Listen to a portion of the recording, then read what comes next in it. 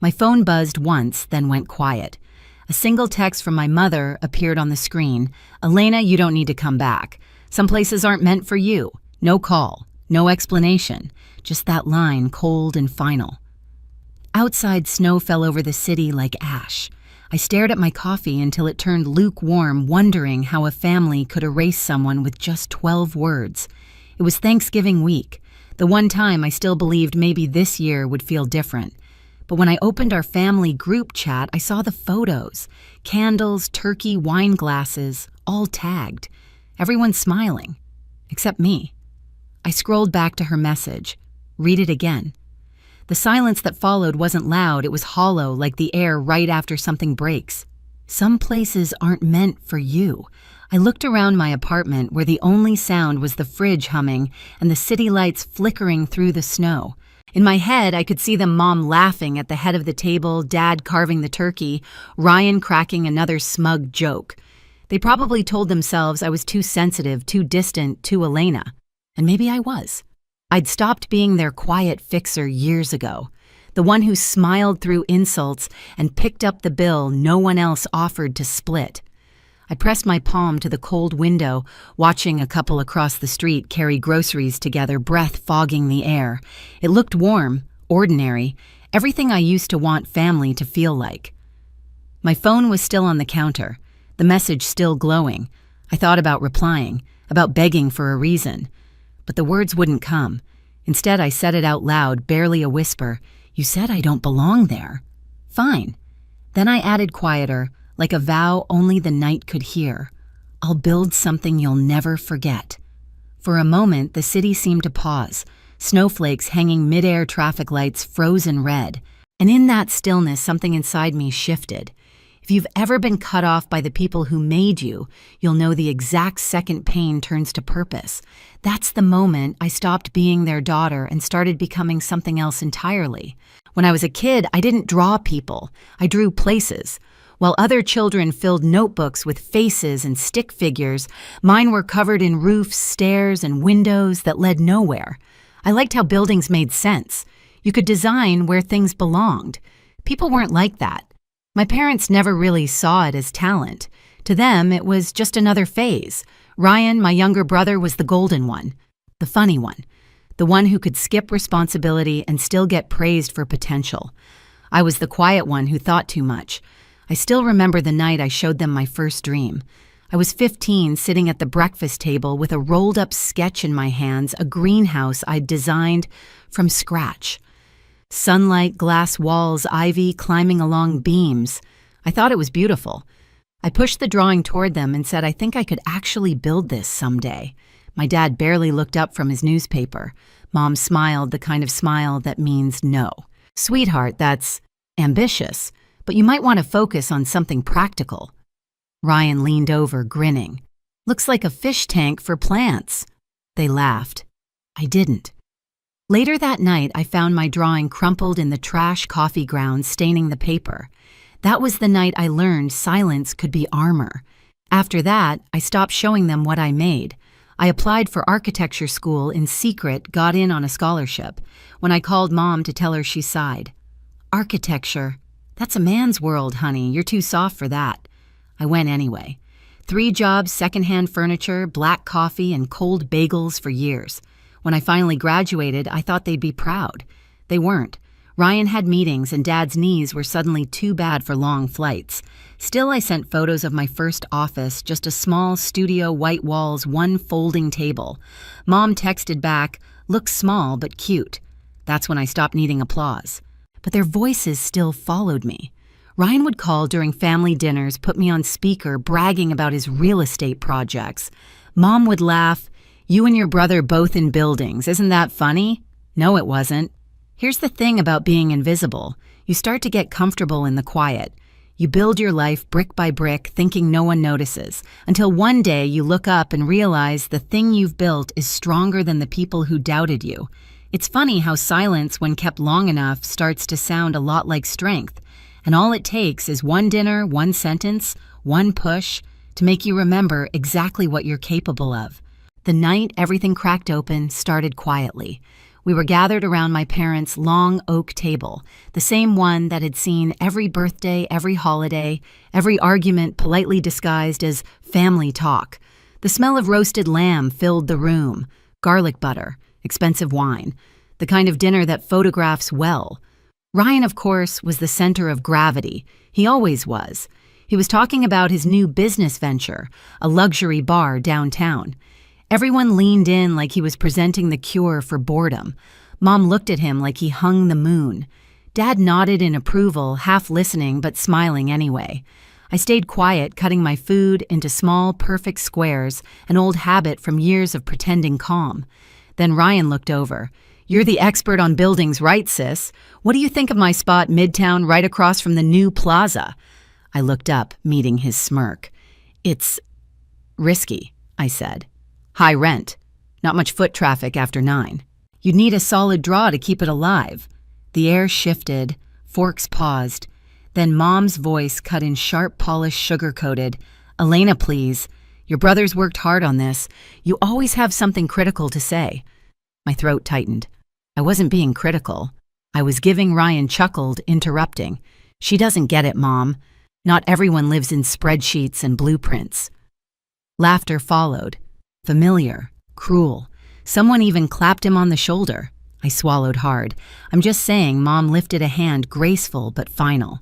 "Sweetheart, if you can't be supportive, maybe just enjoy your meal." That tone, that quiet blade she'd mastered over the years. The conversation moved on without me like it always did. Ryan kept talking about his investors, which I knew didn't exist. Dad kept nodding. My aunt refilled glasses. And me, I just sat there small again, 15, watching another dream go in the trash. When I finally pushed back my chair, the legs scraped against the tile loud and raw. Everyone looked up. "You know what I said? Maybe you're right. Maybe I really don't belong here." Ryan smirked. "Guess that's finally sinking in." Mom's voice came calm, precise. "Elena, if you can't act like family, maybe you shouldn't come next time." There it was, the line that turned exile into instruction. I didn't argue, didn't cry. I just grabbed my coat and walked out, my heels echoing down that too familiar hallway. Through the reflection in the glass door, I saw them still laughing, still eating as if I'd never existed. When I reached my car, my phone buzzed. A message from Mom, "Don't come back until you learn to respect your brother." I stared at the screen until the glow blurred into the frost on the windshield. That was it. The moment the warmth finally burned out and something colder, cleaner, stronger took its place. The days after that dinner passed in a kind of quiet blur. I didn't call anyone. Not Mom, not Ryan, not even Lydia, my business partner, my one steady constant through every storm. I went to work, smiled when needed, nodded through meetings, but everything inside me felt muted, like I was moving through fog. Then one morning something shifted. An email pinged into my inbox with the subject line, "Property listing, Midtown Corner Lot." I almost deleted it, until I saw the address, the same block Ryan had bragged about at dinner, the same dream spot he couldn't stop boasting about, and now it was for sale. I sat frozen, staring at the screen. The cursor blinked at the edge of possibility. Lydia poked her head into my office, coffee in hand. "You look like you've seen a ghost." I turned the monitor toward her. "Remember the spot Ryan wanted for his bar?" She squinted. "Yeah, the one he said was too exclusive for small projects." I nodded. "It's open, and I can afford it." For a long moment she said nothing, just stared, lips curving into a slow grin. "You're thinking about buying it, aren't you?" I didn't answer. I didn't need to. That night I drove down to the lot. The city was half asleep, rain in the air, neon lights flickering from the diner across the street. I parked, stepped out, and walked the cracked perimeter boots crunching over gravel. The old brick walls still stood weathered but strong. Rusted beams reached toward the sky like bones. I could already see it, the glass, the light, the open atrium filled with air and green, a space that didn't need anyone's approval to exist. By the end of the week, I'd signed the offer. By the end of the month, it was mine. Construction began slow, then all at once. Mornings before dawn, steel rising against the skyline. The smell of metal coffee and wet dust became my new perfume. Lydia would show up with 2 cups and a grin. "You're not just building a space," she said once. "You're exorcising ghosts." Maybe she was right.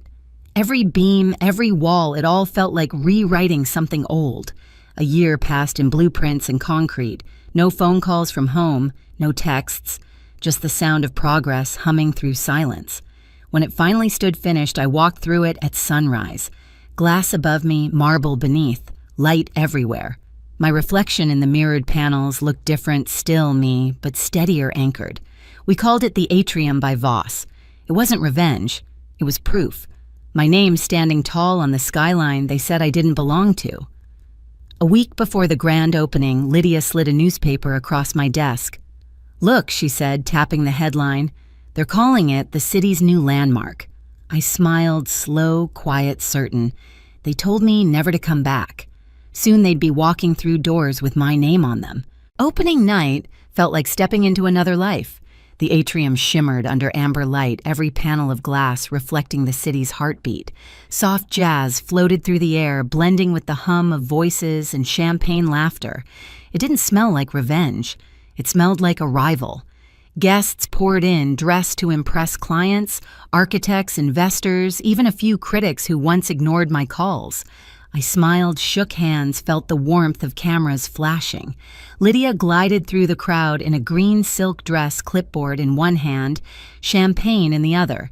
She leaned close, whispering over the music. "You did it." I smiled back, about to answer, and then I heard it. A voice that didn't belong here. Too loud, too familiar. "Ryan." I froze, glass in hand.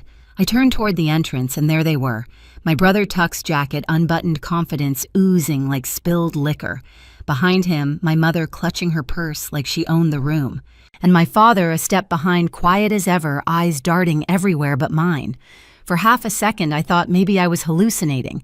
But then Ryan's laugh rolled across the marble floor, and the sound made my chest tighten. "Guess word gets around, Lydia," murmured beside me. They weren't on the guest list. I knew every name that walked through these doors. At the front desk, the hostess smiled politely. "I'm sorry, sir. There's no reservation under Voss." Ryan frowned. "Check again. It's our name on the building, isn't it?" Mom stepped forward, her tone dripping superiority. "We were told this was a private family event. I'm Mrs. Voss." The hostess hesitated, then looked toward me. I set my glass down, walked across the floor. The chatter around us dimmed with each click of my heels. "Good evening," I said softly. Mom turned. For a heartbeat, confusion crossed her face like she didn't recognize me in my own space. Then came the disapproval, the judgment, the same old script. "Elena," Ryan smirked. "So this is your little project, cute. Thought you'd be designing coffee shops or something." I met his eyes. Calm. It used to be small. Then I stopped listening to people who thought small. His fake smile faltered. "We'll take a table," he said quickly. "We're family after all." I nodded to the hostess. "Take them to the public lounge downstairs. Walk-ins only." Ryan blinked, thrown off. What Mom's voice sharpened. "We're your family, Elena." I held her gaze steady as glass. "You told me not to come back. I just kept my promise." The silence that followed was thick enough to cut. Even the pianist hesitated mid-note. Ryan's jaw tightened. "You think this makes you better than us?" I stepped closer until my reflection filled his eyes. "No," I said quietly. "It just means I finally stopped needing you." Then I turned to the hostess. "If they stay, make sure they pay for their drinks." Their faces froze. Shock, disbelief, humiliation. Everything they'd once made me feel. I walked away before any of them could speak. The click of my heels trailed into the music. Lydia met me halfway across the room.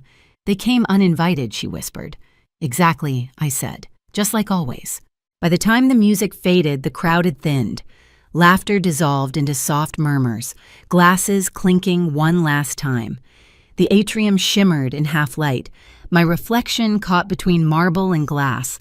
I slipped away to the upper terrace, heels in one hand, champagne in the other.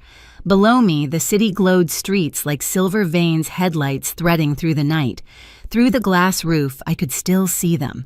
Ryan and my parents sitting stiff at the bar, pretending to belong in a place they once said I'd never build. They didn't see me watching. They never did. The air was cool, heavy with the scent of rain and new steel. It smelled like endings and beginnings at the same time. My phone buzzed a text from Lydia. "You okay? They're still downstairs." I typed back, "Let them be. They'll figure it out." Setting the phone aside, I leaned on the railing, tracing my finger along the cold glass. In the reflection, I saw it all at once, me, the city, and the building that rose from everything they broke. A year ago, I was standing outside their house, afraid to knock. Now they were standing outside mine, waiting to be let in. Funny how that turns. For a brief second, I thought about calling Mom, saying something kind, maybe something like closure. But then her old message replayed in my mind, "Some places aren't meant for you." Maybe she was right. That house wasn't meant for me. This one was. Behind me, the doors slid open. Lydia stepped out, coat draped over her arm, hair tousled from the night. "They're leaving," she said softly. I nodded. Good. She handed me another glass, her smile warm and knowing. So, what now? I looked down at the glowing sign above the entrance, the Atrium by Voss. My name, my work, my peace. Now I said I build things that don't need anyone's permission to stand. Lydia clinked her glass against mine. To that. We stood there for a moment, two silhouettes against the skyline. Then I turned toward the elevator, ready to go home. My phone buzzed again, an unknown number. A message. "Your place is beautiful." I didn't know. Mom. I smiled, set the phone face down on the railing, and left it there. Because some stories don't need replies. If you've ever had to build peace from the pieces someone else left behind, trust me, you're not the only one. Share your story in the comments. And don't forget to subscribe so you never miss the next one.